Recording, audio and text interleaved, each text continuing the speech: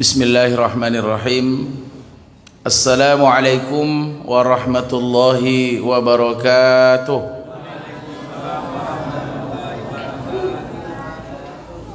Berlayar ke pulau penyengat, tidaklah lupa membawa semangka. Kayaknya ibu-ibu kurang semangat karena minyak goreng dah mulai langka. Assalamualaikum warahmatullahi wabarakatuh. Bismillah walhamdulillah.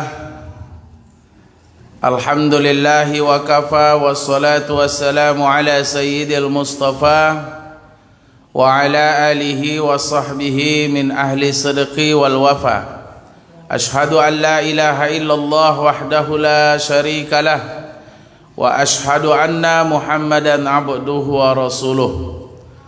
Allahumma lakal hamdu wa lakas syukru wa alaikal mustaka wa antal musta'an, la haula wa la quwata illa billahil aliyil azim. Pengurus masjid yang sama kita hormati, para asatiz, tuan-tuan guru kita yang kita muliakan, bapak ibu, ayah bunda, orang-orang tua saya dan jamaah sekalian yang insyaallah kita semuanya selalu di bawah penjagaan Allah Subhanahu wa taala. Alhamdulillah, kembali kita bersyukur kepada Allah. Malam ini kita sudah berada pada malam yang ke-11 Ramadan 1443 Hijriah. Alhamdulillah, seperti yang disampaikan oleh ayahanda kita barusan, bapak ibu kita semuanya dalam kondisi sehat walafiat. Allah sehatkan jasmani kita, fisik kita sehat, kaki kita tak sakit, perut kita tak sakit, alhamdulillah. Tapi alhamdulillah juga Allah sehatkan rohani kita. Kesehatan rohani itu jauh lebih penting. Kesehatan rohani, kesehatan jiwa itu jauh lebih penting dibandingkan dengan kesehatan jasmani kita. Kalau jasmani kita yang sakit, bapak ibu yang dimuliakan Allah, separah-parahnya penyakit jasmani, palingan sakit kita hanya sampai kita mati dan sampai ajal. Kalau dah mati kita, bapak ibu, itu tidak ada lagi sakit jasmani. Sakit diabetes yang kita alami di dunia ini, separah-parahnya penyakit diabetes kita hanya sampai kita mati. Rematik itu hanya sampai mati. Kalaulah mati kita tidak ada rematik lagi dah.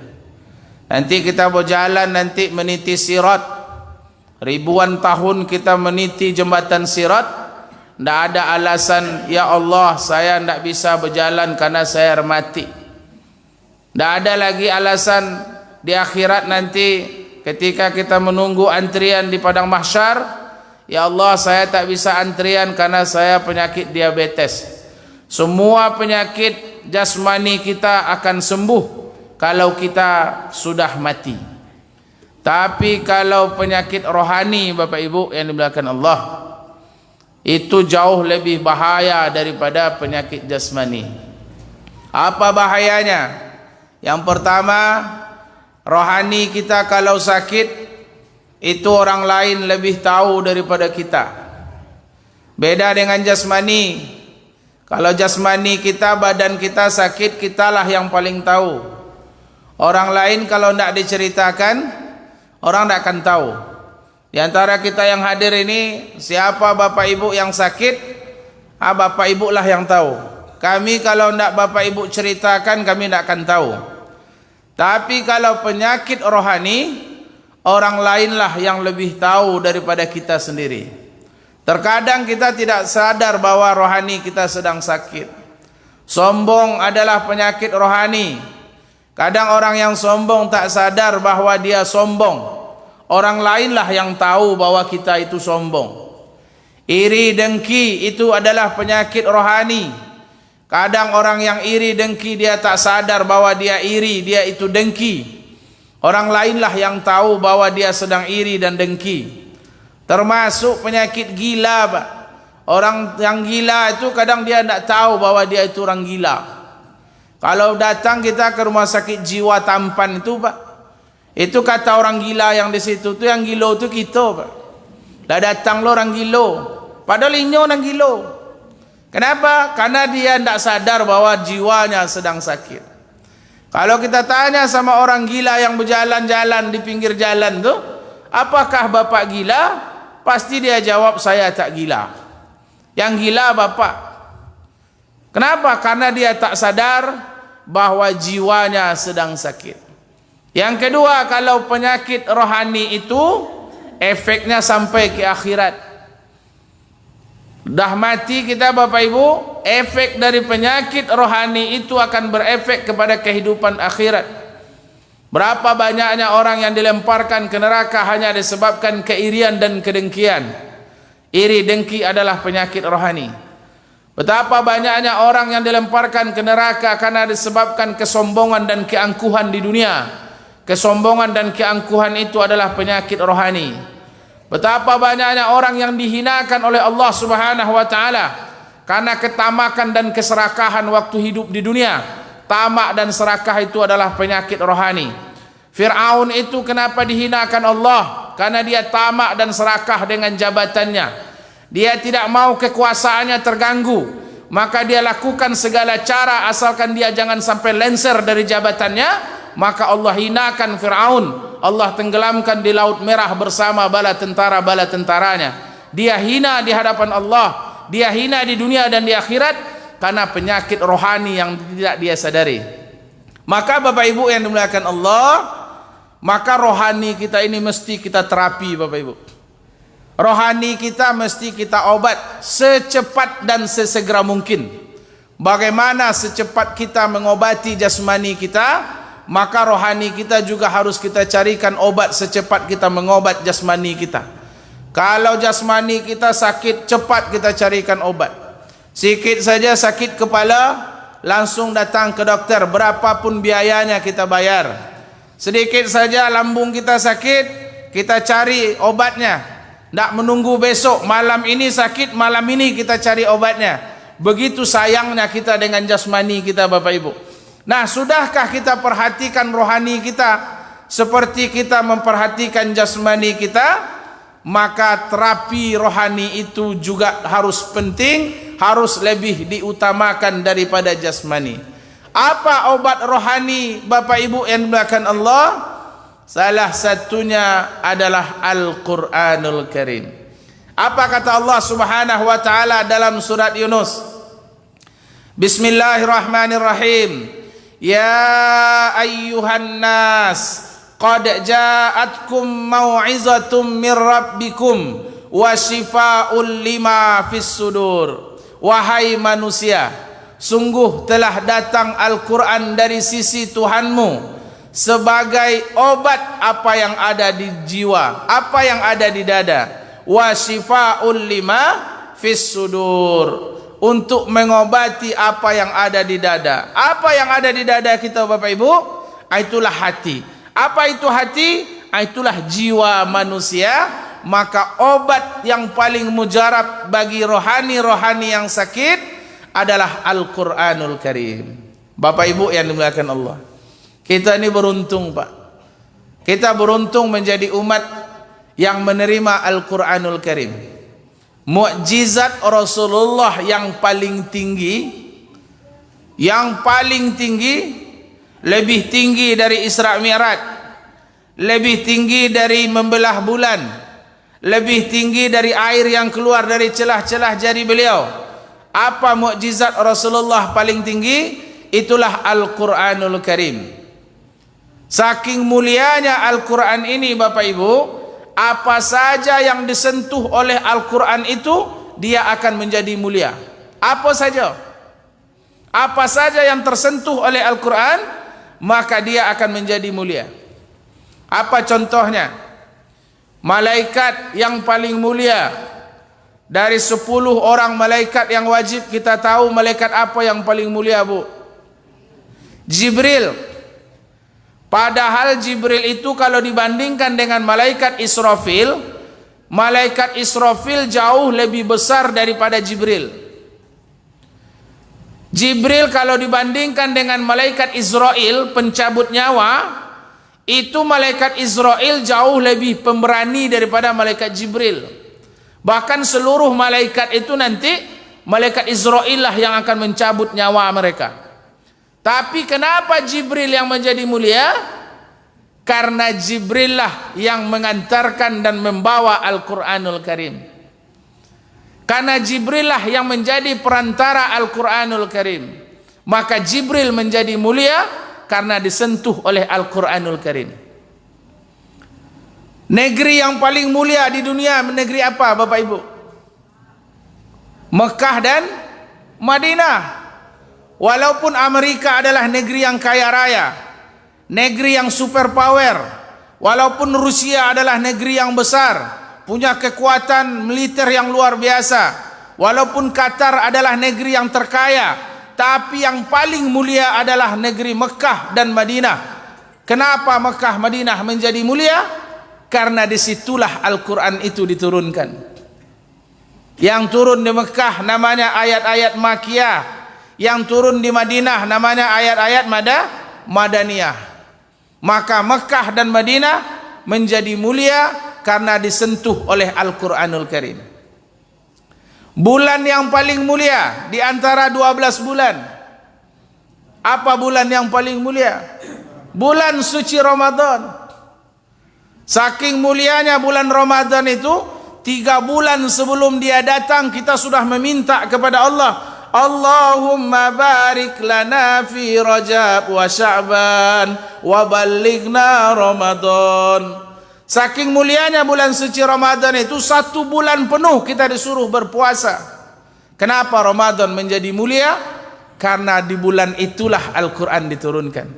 Karena Ramadan disentuh oleh Al-Quran, maka Ramadan menjadi mulia.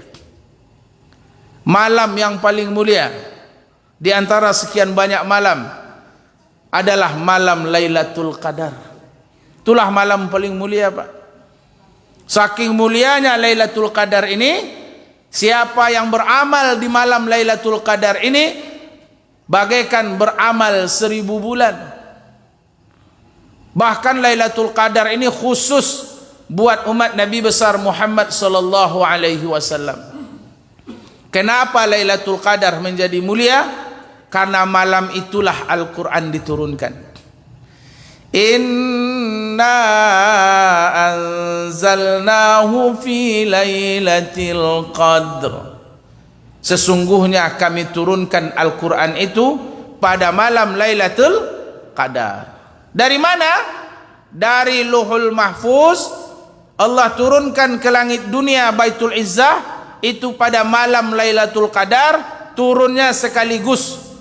Dari Baitul Izzah turun ke manusia kepada Rasulullah sallallahu alaihi wasallam itu beransur-ansur selama 22 tahun, 2 bulan, 22 hari lamanya. Maka Ramadan menjadi mulia, Lailatul Qadar menjadi mulia karena itulah diturunkan Al-Quran, karena hari ini waktu itu disentuh oleh Al-Quranul Karim.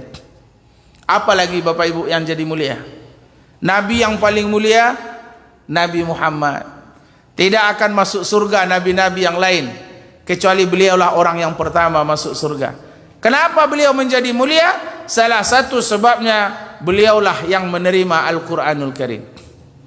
Umat yang paling mulia adalah kita ini, Pak. Makanya beruntung kita ini, Pak. Kita menjadi mulia karena kitalah, syariat kita adalah Al-Quranul Karim. Apa lagi yang mulia? Profesi yang paling mulia apa Bapak Ibu? Profesi yang paling mulia itu guru mengaji, Pak. Bukan saya yang bilang. Khairukum man ta'allamal Qur'an wa 'allamahu. Sebaik-baik kamu adalah orang yang mau belajar Quran dan mengajarkan kepada yang lain. Jadi profesi yang paling mulia itu adalah guru mengaji. Guru mengaji lebih mulia dari polisi, lebih mulia dari dokter, lebih mulia dari advokat, lebih mulia dari pengusaha. Memang peminatnya tidak sebanyak polisi, Pak. Kenapa tidak sebanyak itu peminat guru ngaji? Karena pitihnya tidak sama je polisi. Pitih guru ngaji ke tahulah Bapak Ibu. Apalagi zaman kini. Kalau zaman bapak-bapak dulu, murid yang cari guru. Sore-sore murid lah pergi siap-siap untuk ngaji ke rumah guru. Kalau zaman kini guru yang cari murid. Sore-sore guru lah siap-siap datang ke rumah murid. Assalamualaikum. Waalaikumsalam. Ngaji awak nak? Ndak ustaz, kami pergi main futsal. Alah baliklah guru balik. Ndak ngaji. Besok datanglah balik. Besok ngaji awak nak? Besok ndak ustaz, kami ujian. Ndak lo ngaji dah. Model itulah nasib guru ngaji kini. Kalau penghasilan, anda perlu saya ceritakan di sini Pak. Tahulah Bapak Ibu. Guru ngaji. Zaman sekarang masih ada yang bayar guru ngaji 50.000 sebulan. Itu sudah guru yang datang ke rumah murid. 50.000 sebulan. Kalau MDA 30.000 sebulan, itu pun banyak nunggak. Lah putih bibir guru. Tak pernah balik lipstik. Ditunggu insentif dari wali kota tak cari cair. Ditunggu SPP anak banyak lo nunggak daripada bayar. Biko disuruh anak tolong kecen kayah biko bayar uang ngaji. Alah payah anaknya kayahnya. Apa kecayaan kecen ke guru orang tu ikhlas lah mengajar tu. Alah ikhlas. Kalau lah cerita ikhlas tu lagi leng palo lo. Bapak Ibu, inilah profesi, padahal itulah profesi yang paling mulia. Maka bagi bapak-bapak yang polisi, jadilah polisi guru ngaji. Kita yang menjadi seorang dokter, jadilah dokter guru ngaji. Kita yang jadi pengusaha, jadilah pengusaha guru ngaji. Setidaknya guru mengaji buat anak-anak kita, karena Allah akan angkat orang-orang yang bersentuhan dengan Al-Quran itu, Allah akan muliakan dunia dan akhirat. Pasti Allah muliakan Pak. Orang yang hafiz Quran itu tidak akan sia-sia hidupnya di dunia dan akhirat. Percayalah Bapak Ibu. Saya ada ceramah Bapak Ibu, itu imamnya hafiz Quran Pak. Saya tanya tamat mana, rupanya dia SD tidak tamat, tapi dia hafiz Quran. Itu penghasilannya sama dengan penghasilan pegawai negeri. Allah angkat derajat orang-orang yang ada Al-Quran di dalam dadanya. Suhuf ini Bapak Ibu, ini kertas biasa dulunya Pak. Ini terbuat dari kayu hutan yang dilebur. Ada perusahaannya di Pangkalan Kerinci, RAPP, dibuat kertasnya. Dulu ini adalah kertas biasa, bisa ditaruh di mana saja. Tapi ketika dituliskan huruf-huruf dan kalimat Al-Quran di kertas ini, maka kertas ini menjadi mulia. Tidak bisa diletakkan di sembarangan tempat, tidak boleh dibawa ke dalam WC, tidak boleh disentuh oleh orang-orang yang junub. Dia menjadi mulia karena dituliskan Al-Quran ke situ. Begitulah mulianya Al-Quranul Karim. Apa saja yang disentuh oleh Al-Quran, maka dia akan menjadi mulia. Maka dari itu Bapak Ibu, jiwa yang disentuh oleh Al-Quran, maka jiwa itu akan diangkat oleh Allah Subhanahu wa Ta'ala. Jiwa yang dekat dengan Al-Quran, maka jiwa itu akan menjadi mulia. Baik Allah muliakan di dunia, terutama Allah akan muliakan nanti di yaumul qiyamah. Maka orang-orang yang hafiz Quran Bapak Ibu, Allah akan muliakan dia nanti di akhirat. Dia bisa memberikan syafaat kepada 10 orang keluarganya. Subhanallah. Maka kita jadikan momen ini momen yang paling tepat untuk menjadikan anak-anak kita menjadi generasi-generasi yang Qurani. Ya, waktu zaman anak-anak inilah kita bisa menyuruh anak kita dekat dengan Quran Bapak Ibu. Ya, anak-anak ini kalau sudah hafal dia Quran sekarang, insya Allah sampai tua dia tidak akan lupa Pak. Karena hatinya masih bersih. Ya, karena hatinya bersih. Tapi kalau awak menghafal Quran Pak, payah Pak. Kadang hafal pangkalnya hilang ujung, hafal ujung hilang pangkal, hafal ujung sama pangkal ada di tengah-tengah, lo tidak tahu. Banyak bersera-sera ayat Pak. Beberapa hari yang lalu ada bapak-bapak imam Pak, itu ayatnya melompat dari wal asri ke watini Pak. Ya, wal asr innal insana lafi khusr illa alladhina amanu wa amilus salihati falahum ajrun ghair. Lah lambe-lambenya kan ini adalah sadar mungkin Pak ya. Ajrun ghairu mam. Allahu akbar. Capek aja Allahu akbar Pak. Lah melompat ke watini Pak. Kau bukti kalau menghafal Quran di hari tua. Maka selagi anak-anak, Bapak Ibu, mari kita motivasi anak-anak kita. Ini ada rencana masjid akan membebaskan lahan kita untuk rumah tahfiz dan juga tempat parkir. Itu kesempatan emas buat kita, Bapak Ibu, untuk menjadikan masjid ini sebagai lembaga pendidikan terbaik, menciptakan generasi kita generasi yang Qurani. Di mana lagi lembaga pendidikan yang terbaik kalau bukan di masjid, Bapak Ibu yang dimuliakan Allah. Sekolah hari ini tidak bisa kita punya harapan besar untuk sekolah anak kita. Dah 2 tahun anak kita sekolahnya tak jaleh, Pak. Tiba-tiba lah kelas 5 je, tiba-tiba lah tamat je, tak bila sekolah, tak bila absen. Ya, absen biasanya orang tuanya, buat PR orang tuanya, anak tinggal lalu aja, tiba-tiba lah kelas 5 je, tiba-tiba lah tamat je. Maka dari itu, jadikan masjid ini sebagai sarana pendidikan yang terbaik. Kita jadikan anak-anak kita sebagai generasi yang Qurani. Maka Al-Quran itulah obat yang paling mujarab dari problematika kehidupan yang kita hadapi hari ini. Mudah-mudahan momen Ramadan ini adalah momen yang paling tepat kita mendekat kepada Al-Quran, karena hari ini berbagai ujian yang kita hadapi, mulai dari wabah virus corona, ujian kesulitan ekonomi, kita khawatir ujian pembodohan global. Maka dari itu solusinya satu-satunya adalah mari kita kembali kepada Al-Quranul Karim. Subhanakallahumma wa bihamdika asyhadu an la ilaha illa anta astaghfiruka wa atubu ilaik. Assalamualaikum